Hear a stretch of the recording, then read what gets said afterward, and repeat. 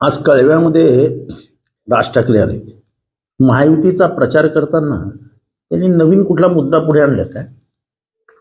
ते खास बोलले का? ज्या विषयावरती ते कायमच बोलत आलेत आणि म्हणून त्यांची एकही सीट निवडून येत नाही, त्याच विषयावरती बोलत असतात. मुसलमानांना सरळ केले पाहिजेत, परप्रांतीयांना सरळ केले पाहिजेत.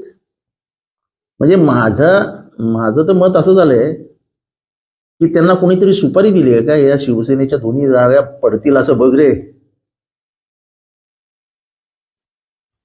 काय लावले हे हिंदू मुसलमान, हे परप्रांतीय विरुद्ध मराठी, ही भांडणच करत बसायची का महाराष्ट्रात? का फक्त मुसलमान परप्रांतीय, मुसलमान परप्रांतीय, बाकी काहीच मुद्दे नाहीत? मराठी पोरांना नोकऱ्या मिळत नाहीत, त्याच्यावरती बोलाल?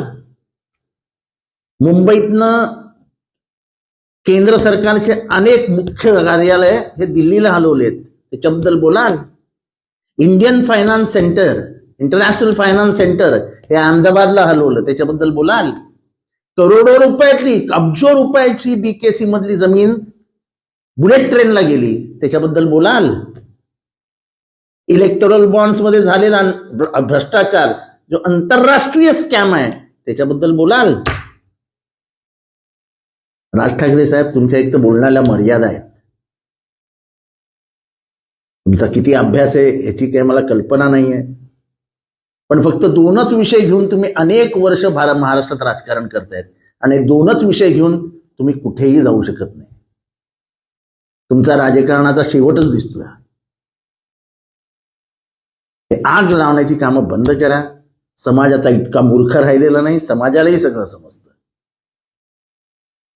परप्रांतीय आणि मुसलमान यांना टार्गेट करून जर तुम्हाला वाटत असेल की हिंदू मतं मराठी मतं एक होतील, होत नाहीत.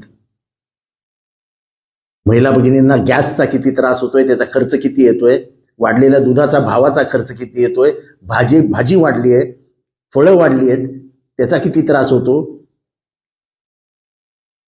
पेट्रोल डिझेल भरताना 4 चौकी चालवणाऱ्या मराठी माणसाला किती त्रास होतो.